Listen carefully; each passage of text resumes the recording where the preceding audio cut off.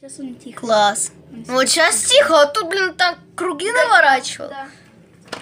Ага. Офигеть. А что тут именно пролетает? Сейчас попробую. Качество сейчас попробую настроить. Вон. Вау. Классный. Блин, плохое качество, когда приближаешь.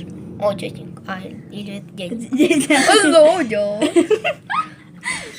Кто есть дома? Сейчас нужно опять повернуться, он круги здесь наворачивает. Вообще рядом было.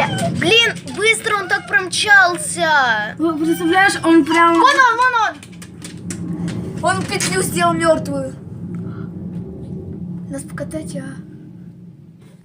Покатаются. Представляете, где он пролетел? Офигеть. Около высотки Он прямо. прям в облака залетел. Да, вот Он, так. вы знаете, Здесь где-то должен быть. вот, представляешь, Поля, он вот... Лич. Какой? Да тихо. Ой, А Полина опять из мусорки пришла.